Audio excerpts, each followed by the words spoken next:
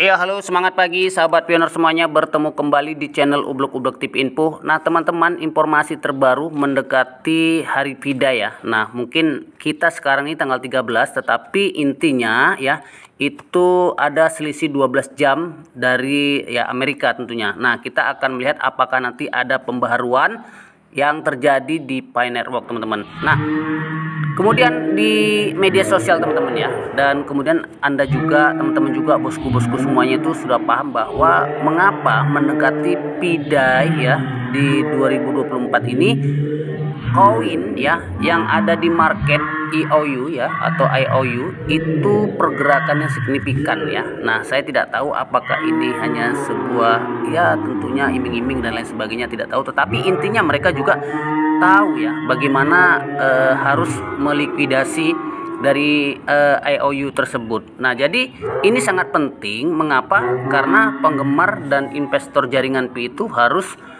benar-benar paham melikuidasi IOU itu pada hari-hari sebelum tanggal 14 Maret. Nah, sama dengan ya tentunya para broker teman-teman ya. Broker itu kalau misalnya tahu yaitu hari-hari istimewa, mereka akan menaikkan harga dan nilai. Nah, seperti itu. Tetapi ini semuanya masih sebatas ya market IOU teman-teman ya, belum bisa dicairkan dan tentunya belum bisa ditradingkan dan lain sebagainya. Nah, jadi menjelang perayaan tahun Pi Network yang ditunggu-tunggu pada tanggal 14 ini, para peminat dan investor diingatkan ya akan pentingnya melikuidasi PIOU atau IOUs. Nah, seperti itu teman-teman.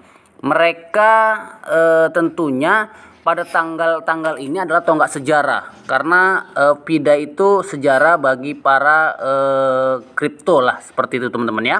Dan saat komunitas bersiap untuk memperingati peristiwa istimewa ini, ya tentunya ini sebuah alasan yang kuat mengapa para penggemar dan investor Pi Network harus memprioritaskan likuidasi IOU tersebut.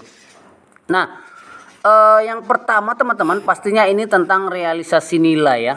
Karena realisasi nilai tersebut yaitu melikuidasi IOUP memungkinkan pada peminat dan investor. Jadi ini sebatas apa namanya ya, kalau saya bukan iming-iming lah, tapi permintaan lah seperti itu, atau kita anggap bagaimana supaya nilai tersebut itu bisa masuk. Nah, seperti itu, atau proposal lah seperti itu ya teman-teman.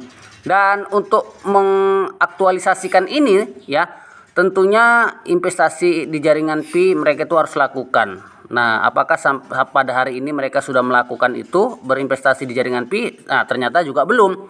Dengan mengubah IOU tersebut menjadi aset atau mata uang yang berwujud. Nah, seperti itu. Nah, jadi ya kalau saya katakan itu masih gambaran-gambaran lah, seperti itu teman-teman ya. Jadi kemudian yang kedua itu ada mitigasi resiko.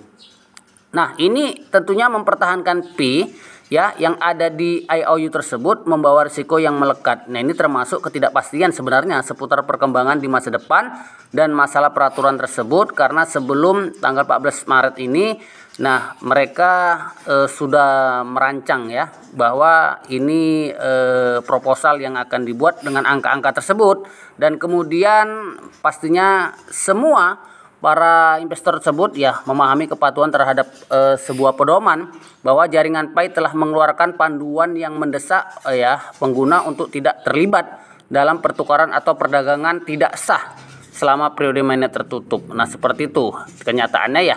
Biasa kan teman-teman, di China ya, di Filipina, Vietnam dan lain sebagainya juga mereka melakukan transaksi yang sangat-sangat luar biasa teman-teman.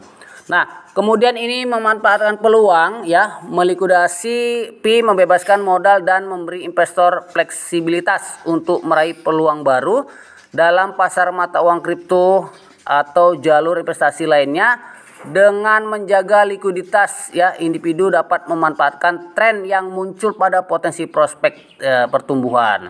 Nah, jadinya inilah yang terjadi bahwa di setiap market itu nilainya tinggi teman-teman ya, nilainya tinggi. Nah, kemudian ya tentunya mendukung ya atau dukungan komunitas. Jadi mendukung integritas dan stabilitas ini penting sekali untuk ekosistem jaringan Pi.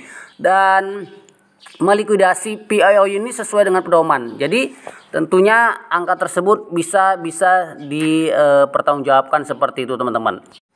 Nah, jadi teman-teman ya, mendekati 14 Maret ini teman-teman ya, tentunya para pioner itu harus paham, dan tentunya kita melihat ketika menjelang tanggal 14 Maret ini ya, penggemar dan investor Pi Network didorong untuk mengambil langkah proaktif lah tentunya untuk melikuidasi IOU tersebut ya.